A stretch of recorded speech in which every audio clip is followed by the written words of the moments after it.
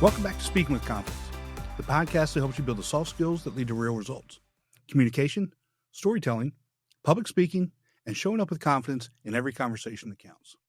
I'm Tim Newman, a recovering college professor turned communication coach, and I'm thrilled to guide you on your journey to becoming a powerful communicator. Today's guest is Michael Lisser. Michael is a leadership consultant with more than 25 years of experience designing and delivering customized executive and leadership development programs across multiple industries, including healthcare, technology, manufacturing, energy, government, higher ed, logistics, and hospitality. He has created over 100 custom leadership training programs and coached more than 500 senior leaders and executives on emotional intelligence, leadership, communication, and career acceleration. He also spent over a decade teaching leadership communication in the MBA and executive education programs at the University of Utah.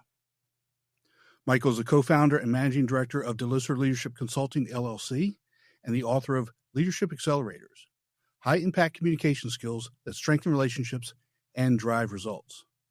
Michael, welcome to the show. I'm really looking forward to talk with you today. Thanks, Tim. I'm excited to be here, and I'm looking forward to it as well.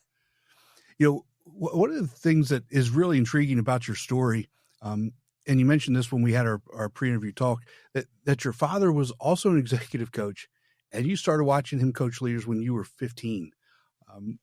That really put you in a really good spot for you to do this as an adult.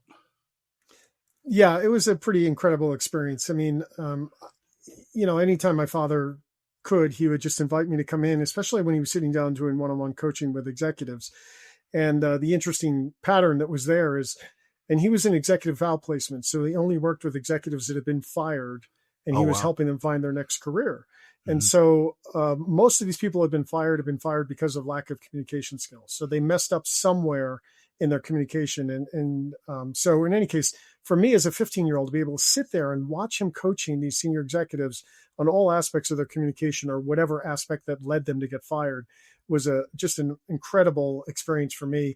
It started to build a passion in me. And then both of my degrees were in communication skills, and my whole career has been about helping leaders at all levels become better at communicating. Yeah, it's funny how, something at such an early age that we see, that we grasp onto, that really kind of molds who we are and drives us, as we get older. Yeah. And I think for me, the message back then was, people are getting fired because they don't develop their communication skills as they get promoted. And with each level of promotion, they need better and better communication skills. Yeah. Now that problem is even twice as compounded, because with AI and with technology advances, your ability to communicate is going to be what makes you stand out, because a lot of what you do technically may be eventually replaced by technology and or AI. So I've seen the actual issue that caused these executives to be fired get much worse in recent years. And so that's why I wrote the book, and that's why I'm excited to be able to do what I do, because I'm helping people prepare for the future as AI may start to take over some of the things that make them more dependent on their communication skills. Yeah. Were there some lessons that from the early years that still influence the way that you actually teach communication today? Because even though we've changed how we communicate, but is there something about how you teach it that has really kind of stuck with you? Yeah. And I have a formula that just works, right? The first thing is you have to help the person raise self-awareness, right? Yes. A lot of times people have these communication habits, whether they're presenting or whether they're just in one-on-ones. They have them because they just don't know that they're doing them. They're habits they picked up at a very young age. Sometimes it's from family communication, things like that. And if I make them aware, that's the big thing is raising awareness. Once they're aware of it, then they have to be good at catching themselves doing it. Right. And then they have to find an alternative behavior to replace it. So I take them through those steps of raising awareness, helping them get good at catching themselves, and then replacing it with another behavior. And with presenting in particular, I almost always use videotaping, because I can say to them what I'm seeing, but until they see it themselves, it doesn't really register in the same degree. But once they see themselves doing it, that's when real, the aha moments happen. You're so spot on with that. When you watch yourself and then it's pointed out, and that's when the cringe happens. Oh, there it goes. I did it again. And as you practice, and I'm sure, everybody is out there actually practicing their presentations and the things that they're supposed to be doing, right? Yes, we're practicing. And you catch yourself as you're practicing doing it as well. So seeing that video has really been a game changer. And now that we have access to video in our hands and in our pockets 24/7, that should be something that people are doing all the time, right? Yeah. And for me, I tell people, I don't care where you're presenting. If you can use your own cell phone to record it. And I do that with myself at least a couple times a year, because I want to see if I'm developing any bad patterns, and, or is there anything I can do to make my delivery even stronger? But there's no question that the people that record themselves or see themselves recorded, that's the thing. A lot of people say, oh, I don't want to see myself on tape. But when you do see yourself on tape, it creates a higher level of motivation. It also helps you hone in on the few things that are going to make the biggest impact. Do you have a bad habit that is difficult for you to get over? Because I've got a couple. Oh yeah. My worst one was filler speech, and early in my career, and this was actually something that happened to me in college. My first presentation skills class, I was presenting and I thought it was going well. I was in front of about 30 students, and the professor stops me mid-sentence and says, "Hey, I need to interrupt you because you're using so much filler speech. You're saying so many ums and ahs that I literally can't hear your messaging because it's so distracting. So what I'm going to do for the rest of your presentation is I'm going to raise my hand every time you say And then I got really nervous and the ums got worse. And at one point he literally started using two hands because I was saying it so bad. And then he stops me again and he says, okay, now I'm going to stop doing this. I just wanted you to be aware. But that was something very early on. I had no clue I was saying and ah a lot. And a lot of people do that when they present, they say things like and, and things like that. And it's not until you really get brought into your awareness how much that can distract from people hearing your message. That was the habit that I really had to work on. I've been working on that for years. And to this day, I still hear myself saying or ah every once in a while. But, with any of these bad habits, you don't ever want to try to get rid of it 100%. You want to make it not noticeable, because that's, if it happens once in a while, nobody notices it. But if you continue to do it on and on, that's when it really starts to detract from your effectiveness as a speaker. Yes, and let me just follow up with that, because if we try and be perfect, that's not normal, that's not natural, right? And it's not authentic, right? And just in everyday conversation, you're going to have an or an ah, and that's what a presentation should really sound like it's just a regular conversation with people. For me, I start talking really fast. Mm-hmm. If I see something that's either distracting or maybe they're not. The audience isn't engaged, I start talking really fast. My ADHD is really bad, so I keep something either in my pocket or something to keep me grounded. But again, if I see that the audience isn't engaged, then I start playing with it, and that becomes distracting as opposed to just holding it or whatever it is. So we all have those things, and as long as we know what they are and can work on it, that's how we start getting better. Yeah, and a lot of those habits can be tied to personality preferences as well. A lot of times I'll work with people and help them understand what their most dominant preference is. And for me, another habit I have is over-explaining. Well, one of the, my personality type tends to be one of the understanding-driven ones. I want to make sure I'm being really clear and understood, so I tend to over-explain. But if you are more of a results-driven person, you may not give enough detail. Or if you're an overly structured person, you may not necessarily be able to naturally be good at creating messages that people can empathize with, right? And if you're a people person, you may not be structured. So there's all sorts of things. But once I help people understand how their personality impacts their delivery, it can help them a lot, particularly if you know what your weakest one is. Like for me, my weakest area is structure. And early on, I was all over the place in my presentations. And so I became much better at, and I would go to people that were structured and say, take a look at this. And they'd say, no, you need to add more logic. You need to add more evidence, and so I worked on my structure heavily because that's what was hurting my presentations the most. Right. Let's switch gears a little bit and talk about the younger generations, and again, you and I talked about how the younger generations are really smart and really entrepreneurial, but they really struggle with communication and is probably, at least in my perspective, as bad as it's ever been. What do you think is really driving that decline, and how can we reverse it?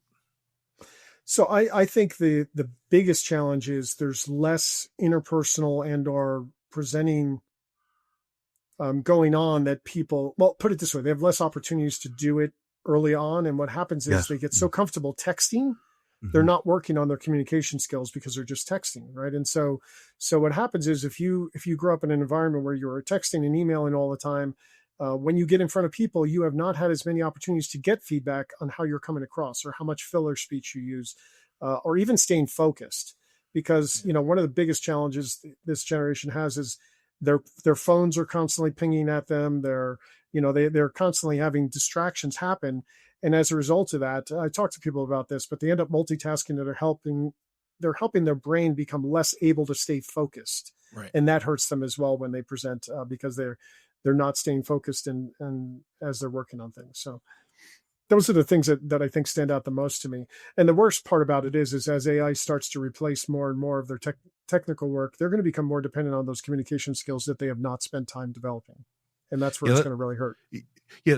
Let's dig deep into that, a little bit, because AI is a good tool, right? I mean, we can't deny that that's not a good tool, but it seems that especially from the younger generation and the older generations that like us who don't truly understand it, and they rely on it as opposed to using it for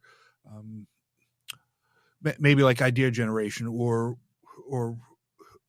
things of that nature. You can't just put a prompt into AI or ChatGPT or Clyde or whatever program you're using, and then pull that and use it as yours, because it's not really yours. It doesn't sound like you, and people can tell when you do those types of things.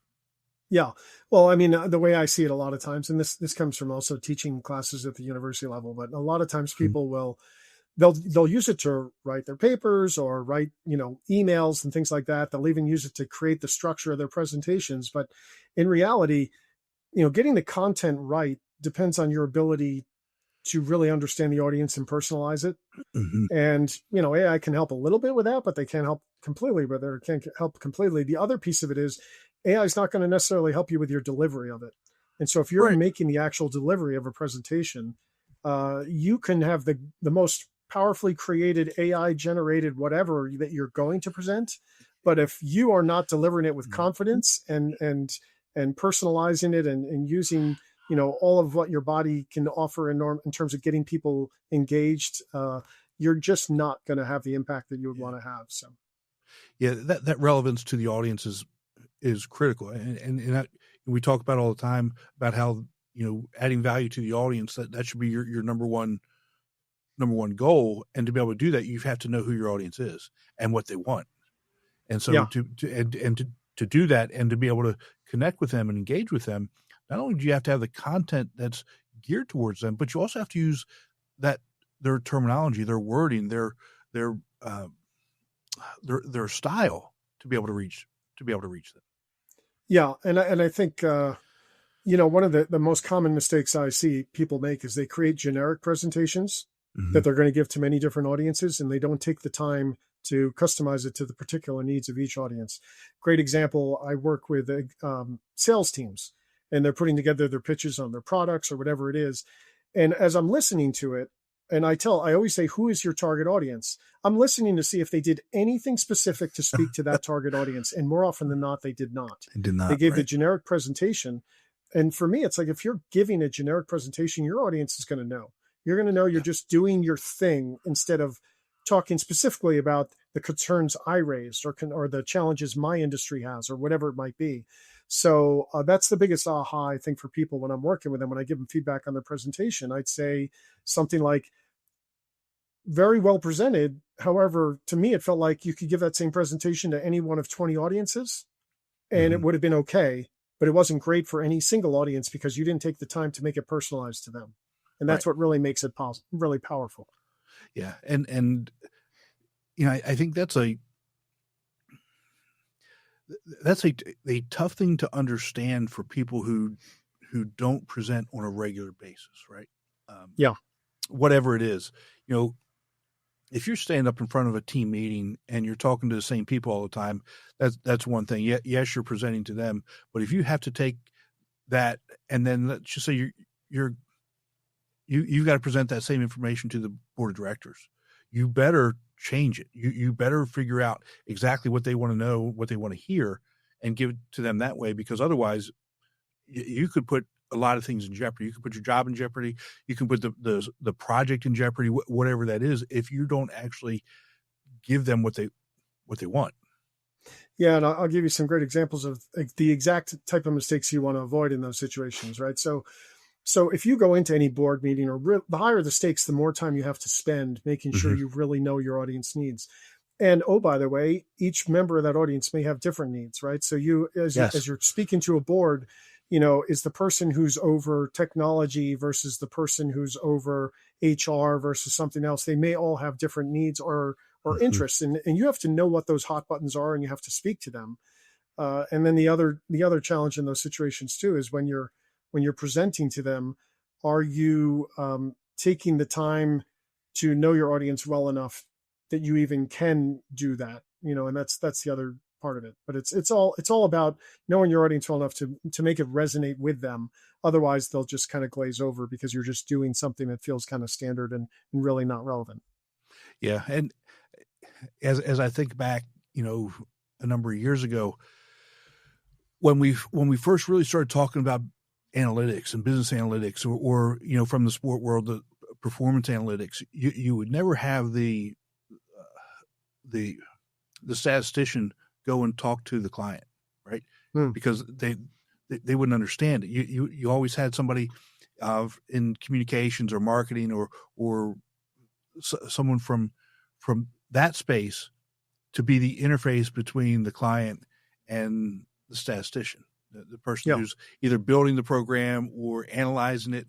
And so, because otherwise, they're just not going to understand it. And it's so important. And I know things.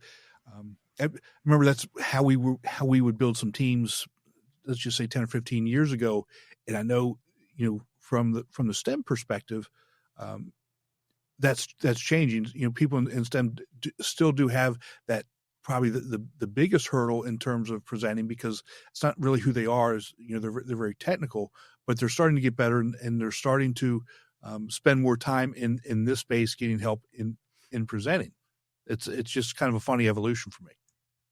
Yeah, the other thing I usually tell people too is, why don't you run your content past a couple members of your audience first, right? Because you can ask, well, first of all, when you ask for their opinion, they appreciate the fact that you value their opinion.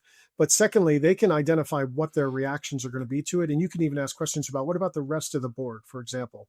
How do you think they're going to react to this? Is there anything I'm not covering or I should be covering that'll be more important? And you could get a lot of intel that's going to help you be much more effective. And if you don't take the time to get to know your audience and sit down and give them a chance to give you feedback before the actual presentation, you're reducing your chances of being successful in the presentation itself. Absolutely. Very, very good points. And it really comes back to the value, right? What value do they want? What value are you giving them? And, to be able to do those types of things as well, you have to have, you have to build relationships. Yeah. And the other thing too, and this, but a lot of the most common mistake I see is people presenting from a standpoint of what they want, as opposed to changing the messaging into messaging that matches what their audience wants. Right. And so, like, you want to change, and you start talking about how the change is going to help your department. Well, how is that change going to help each member of the board? How is that change going to do? But that's the biggest mistake I see, is there's a lot of me instead of you and their messaging. Yeah. And you could tell the content is around what I want as opposed to what the audience needs. Yeah. What was your aha moment on that? Because I think that's a hard one to get until you've been put in that position and say, I really messed that up.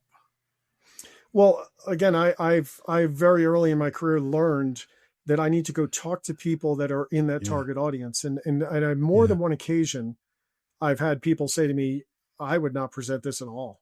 And I'd be like, why not? It's like, well, I don't hear you speaking to their needs, and so a lot of those early life experiences where I had and the best part is when you go to someone who's very results driven and you ask for their feedback, because they're not going to cookie code it and they're going to lay it on the line for you.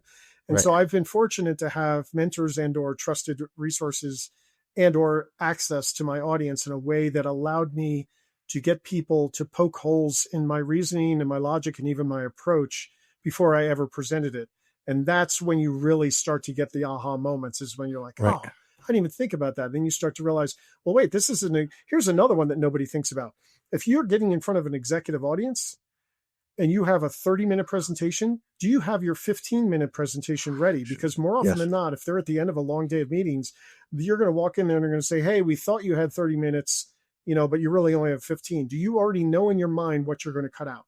Because you have to be prepared for that, and so these are just simple things that can allow you to set yourself up for success and manage and adapt in situations where something happens that you didn't expect.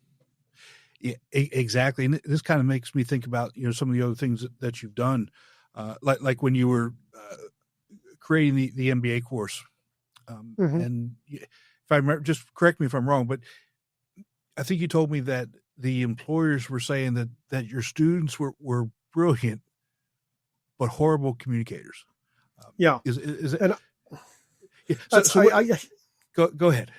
I hear that a lot. In fact, I've had just in the last several months, I've had a couple different universities reach out to me to want to help them in the same regard. But, it goes back to what you're saying that earlier when you're talking about the younger generation, maybe struggles with some of these skills more because they haven't had the opportunities to practice them.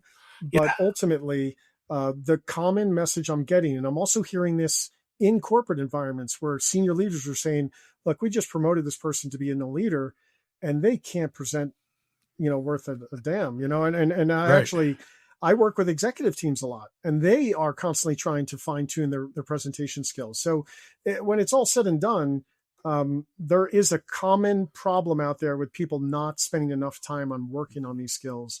And ultimately, it's critical that they get in the time and put in the effort to developing this, because presenting is one of the most powerful tools you can have to create widespread impact. Yes. And if you cannot you only get one shot at it when you're in front of that audience, and you either are ready for it or you're not. Exactly. And, that makes me think of something else. We've got this buzzword going around now. It's been going around for a few years. Executive presence. What's executive presence? Everybody's using executive presence. And when you ask somebody what it means, you get a whole bunch of different answers of what's executive presence to you, Michael? I mean, because we got to teach it and you got to have it, but it's so fluid, right? Yeah.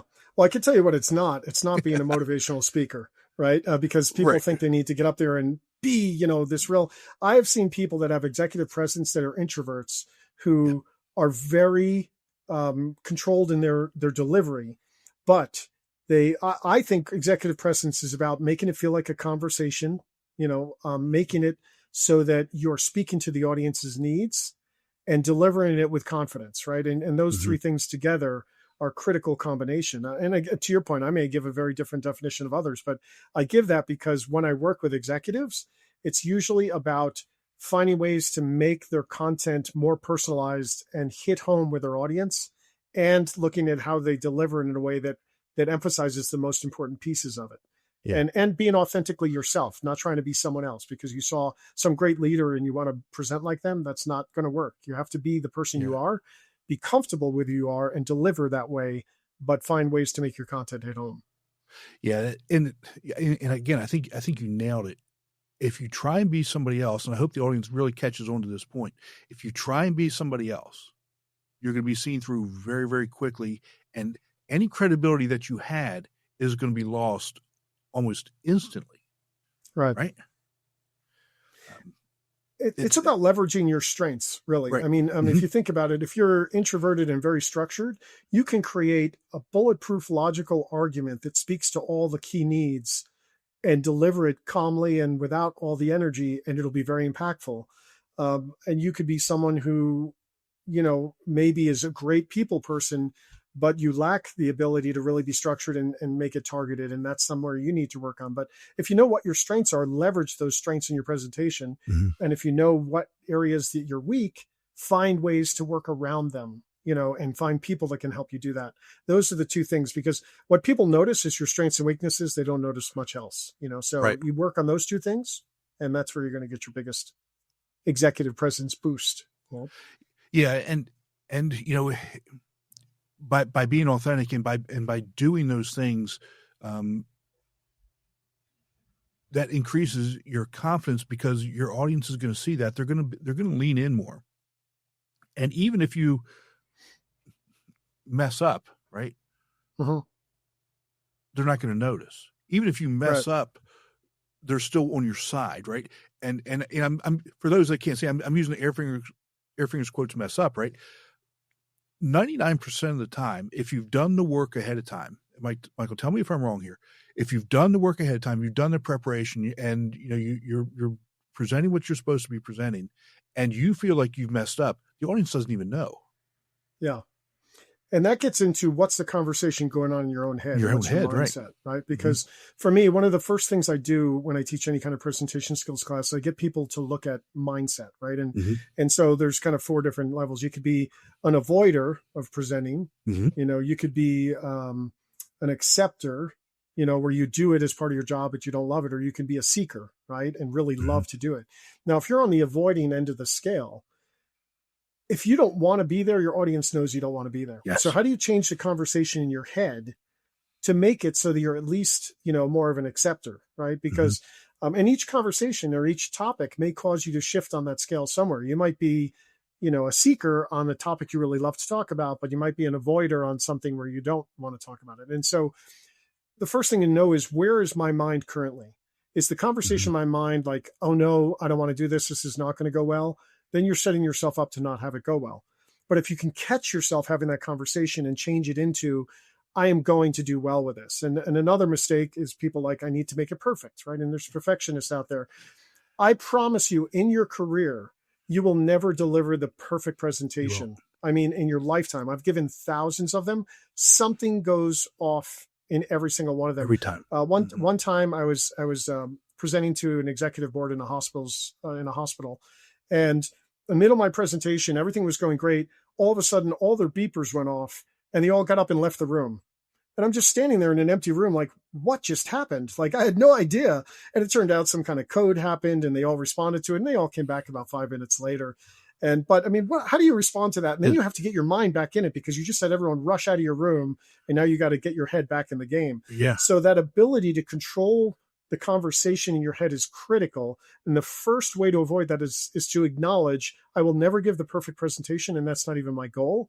My goal is to be authentic in how I present and be articulate in how I present it, and let it flow the way that it needs to flow. Yeah. Because if you try to memorize it, that's when your brain starts to say, oh no, I didn't say it exactly the way I wanted to. And the audience wouldn't even have noticed it if you didn't have that in your head. Right. And that kind of goes into your rule, which I really, really like. There's no stopping and starting over. It's just keep going. Right. Yeah.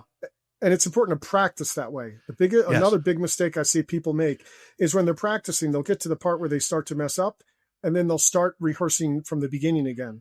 And I tell them, do not ever do that, because what you need to do is convince your brain that if you get stuck in the real presentation, you can fight through it.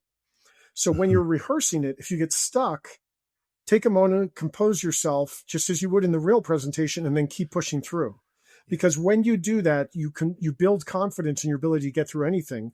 And when you're practicing it, that's when you're going to make the most mistakes anyway, because you don't know your content well.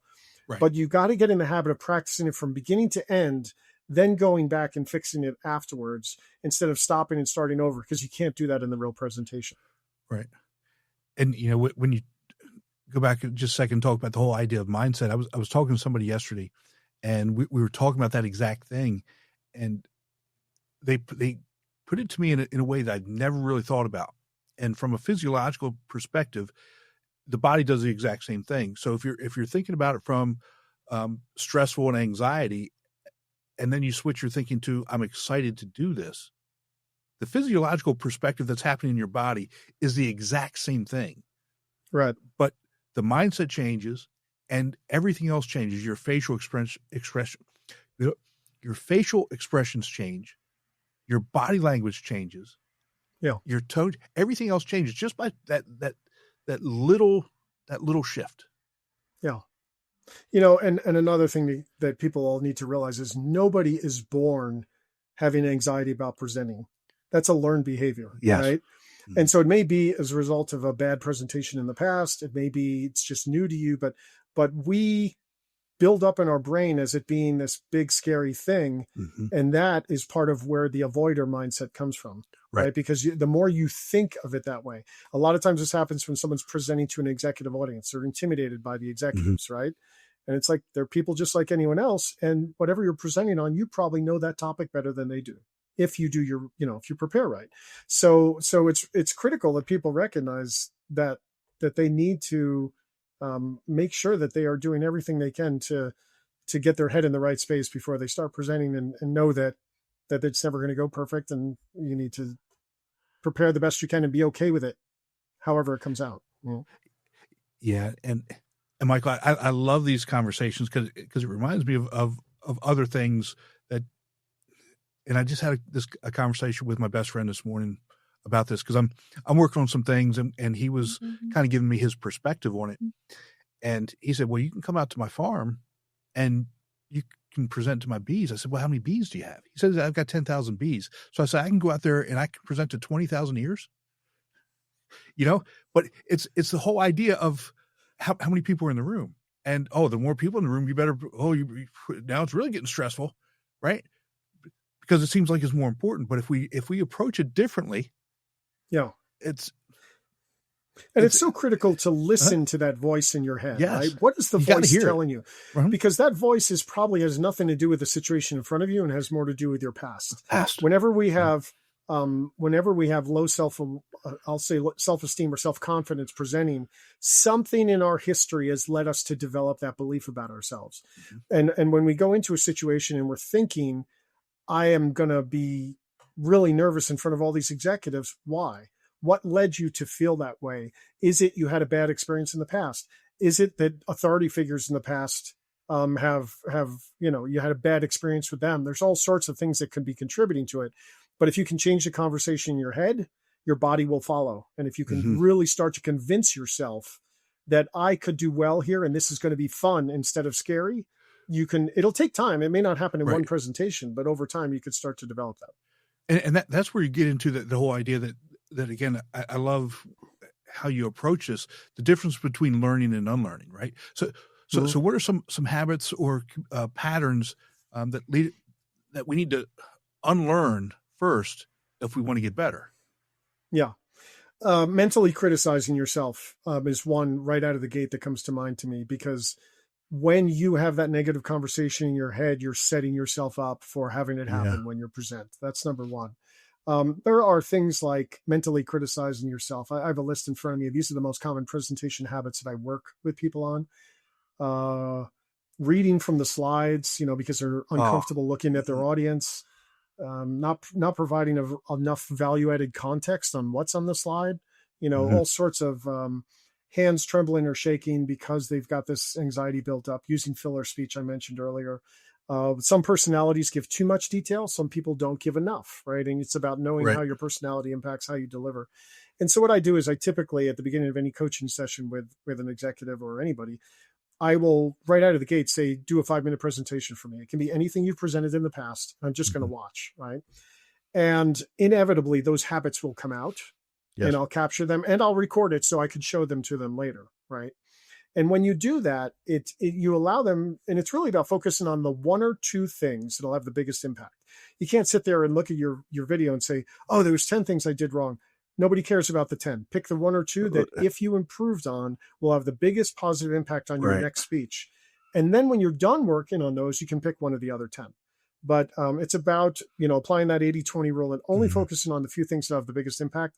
That's how you get the fastest improvement in your ability to present.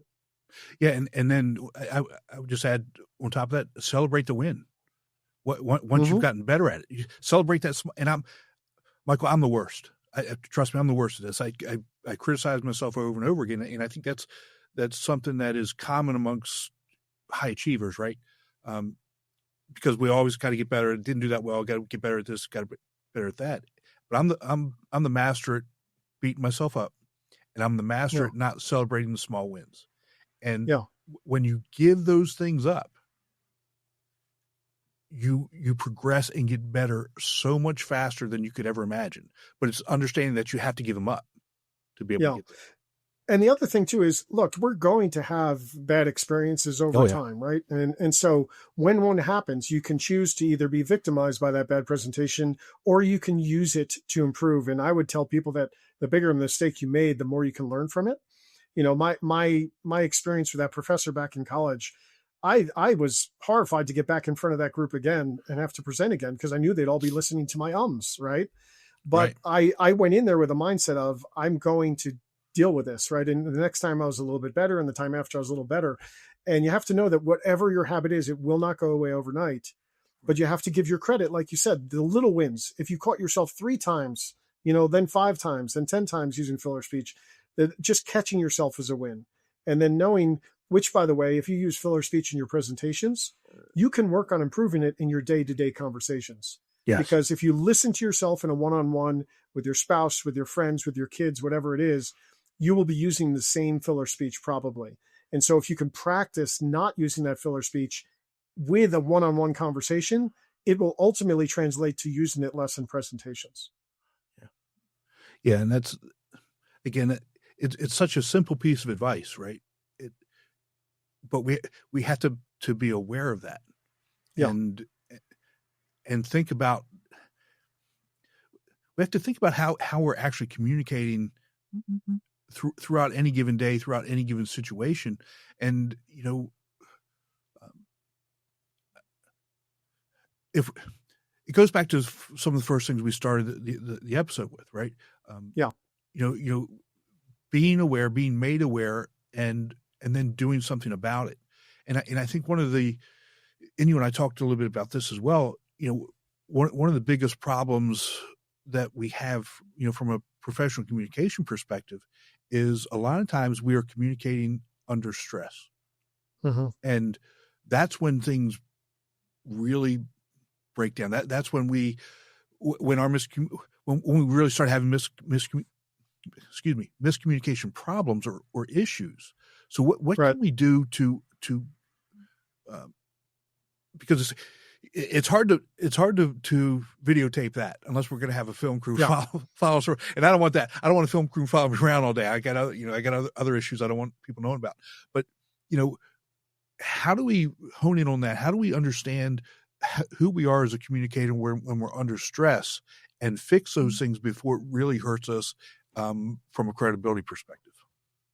Yeah. And, let me just start by saying it's easier to say it shouldn't be stressful presenting to an executive audience when you're not presenting to an executive audience, right?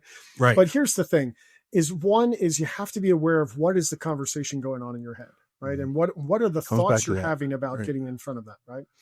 But then it's also about, in your mind, being okay with the idea that it will not be perfect, and you don't have to be perfect. So if you're working on reducing your filler speech and you say once or twice in your presentation, they probably won't even notice, right? It's only if you're doing it 100 times, right? And so if you go in with a mindset of it's not going to be perfect, and I'm going to focus on having positive thoughts in my head and get good at catching yourself with those negative thoughts. And then the other thing I teach people on is having a pre-presentation ritual.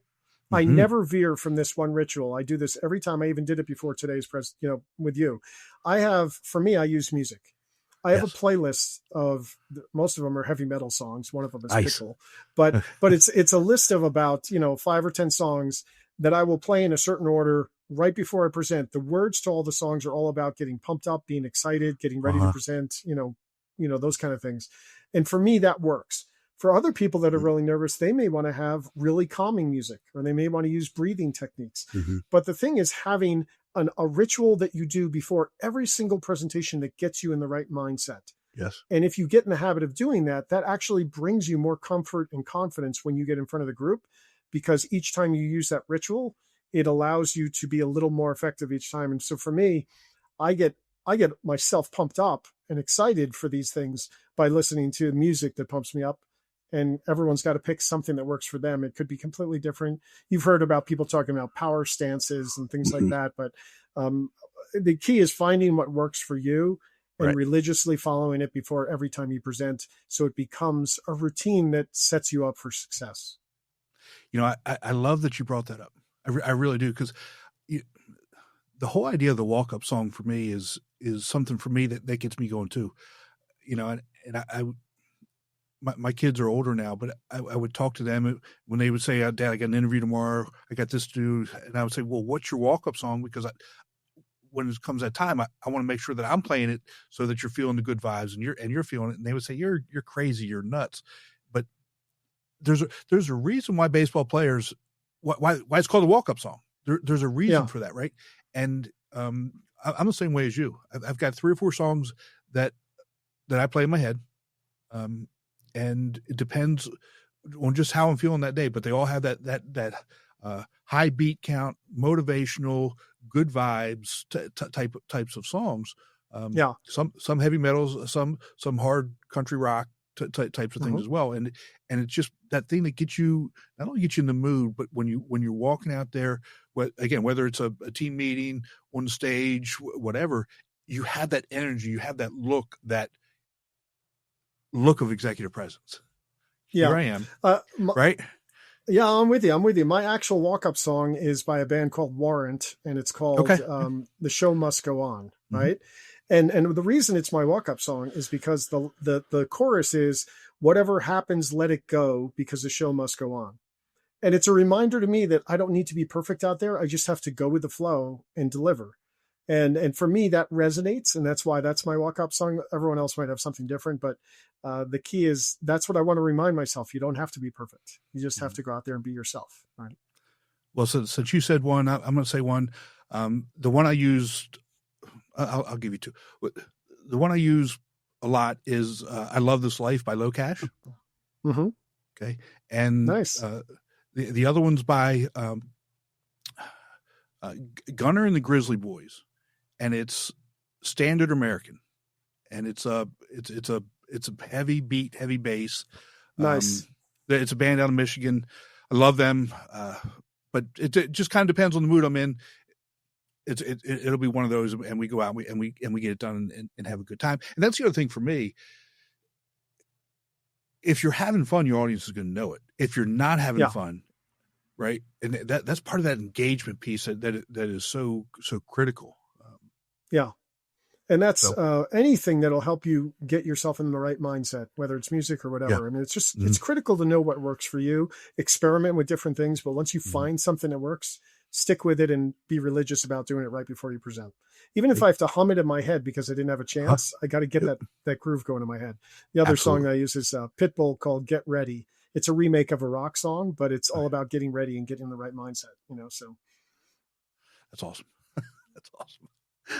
Mike, thanks so much. I could talk about this. I could talk about this for hours. Me too. Me too. I think we better move on. Let's keep going. People that aren't into music right now are like, "Come on, guys, get it moving, would you?" well, I don't hate on any music, but if you had said a Taylor Swift song, I said, Mike, come on over. Let's go through the collection. We'll find some other songs anyway. But Michael, thank you so much. Where can people connect with you if they want to work with you? So my website, the shorter version of the website is delisser.com. It's my last name. So DELISS as in Sam, ER.com.